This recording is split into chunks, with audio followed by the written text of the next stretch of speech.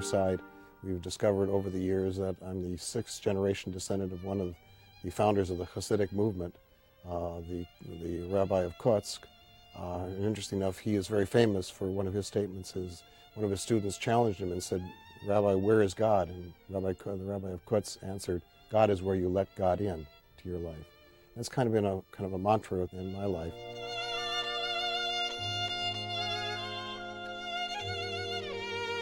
So to be a teacher, not by so much what I teach say in the classroom or teach from the pulpit, but by what I can do to bring solace, comfort, understanding, and insight. That's what I see as my major role as a rabbi.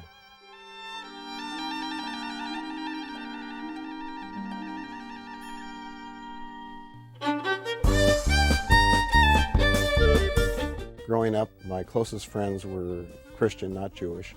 The only Jewish children I had as friends were boys and girls that I knew in religious school, that I would meet once a week for religious school classes. In my classroom at school, there might have been I and maybe one or two other Jewish students.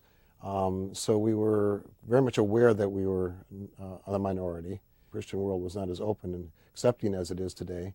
And so I had to, in many ways, overcome anti-Semitism and bigotry among kids I grew up with who were my friends. And so it was a time of challenge to know who you were and to know who you are and to celebrate your Jewish life with the sense of pride, because that's your identity and that's what you stood for.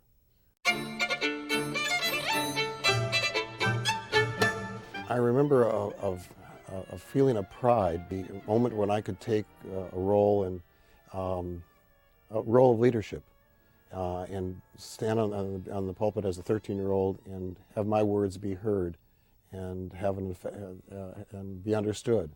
But I have to tell you also, there was a very frightful moment for me. When I was standing up there reading the Torah, I remember my mind went blank and I couldn't remember what the next word was, until finally the rabbi whispered the word behind me. And in fact, I vowed from then on that whenever I'd stand on the bima with a child, never again would any child ever have that moment of a memory block, that we would always be there to guide and be with them and help them out. Because what I didn't know then, but now I know now, and I share this with all that I can share it with, is I've got severe dyslexia. And so I share that with all the children who have any learning issues so that I can help be a model for them and help them overcome any difficulties they have.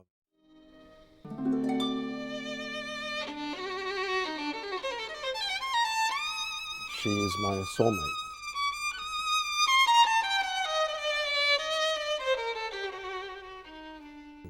And she's wonderful.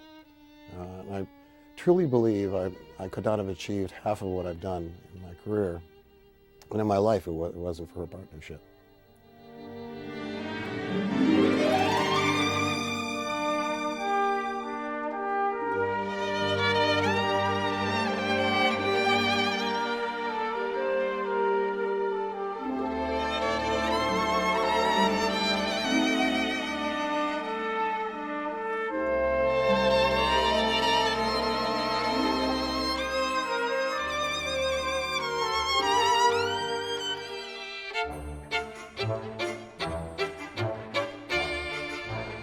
When I arrived, the building actually was completed. The building went up in 1977, and I arrived in 78.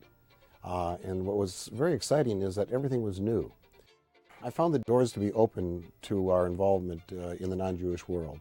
And when I came to town, I found there was a fledgling clergy association, and very quickly became involved in the clergy association. From the clergy association, became involved in the United Way, and eventually became president of the United Way. It's been a wonderful career and a wonderful opportunity to become involved in people's lives in a way that I would never have done anything else. So I'm very, very pleased with the choice that I made, and anything that I've been able to accomplish, I feel grateful for that God-given opportunity. Stop.